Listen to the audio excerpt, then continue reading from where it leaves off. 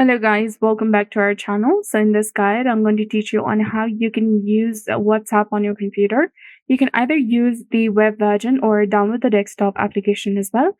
So to use the WhatsApp web or the desktop app, first you need to go to web.whatsapp.com.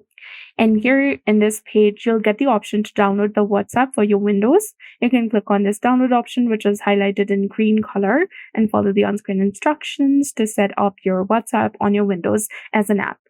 But if you want to use the web version of WhatsApp, you need to scan the QR code with your phone's camera, this QR code right here. Then tap on that link to open the WhatsApp, scan the QR code again to link your account, and you'll be done. Another case is you can also log in with your phone number. So go ahead, enter your phone number in this page, click on next, and enter the code that will be sent to your WhatsApp in your phone. Then you can enter the code and then log into your specific WhatsApp account. If you do not have a WhatsApp account, you can click on get started, then get a guide for creating a new WhatsApp account. And after you've logged into your WhatsApp, your interface will look something like this. On the left-hand side, you'll see the list of your chats, which is labeled as all, 100, favorites, groups. You can also create new lists to organize your chats. And in the corner top left, you'll also see the section to see the status of your friends or contacts on your WhatsApp account. And then there are channels which you can join or you have joined on WhatsApp.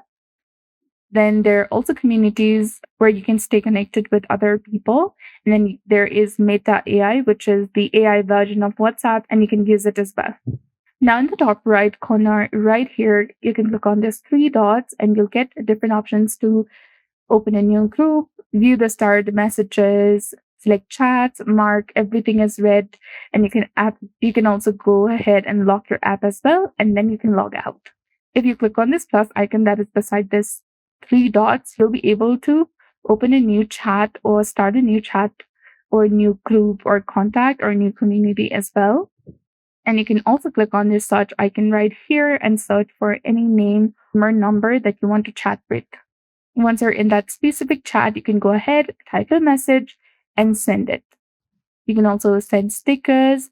You can click on this plus icon, send documents, photo and videos, use camera if you have one in your computer or a laptop, send audios, contacts, create a poll, event, and new sticker as well. And another interesting thing is you can also send voice messages. Click on this icon right over here. Then you can go ahead and record your message. Click on this arrow button to send it in the chat.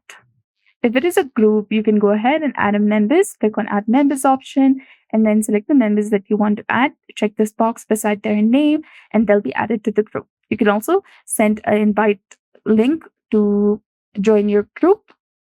And then you can edit your name, go through other different settings and set it according to your preference.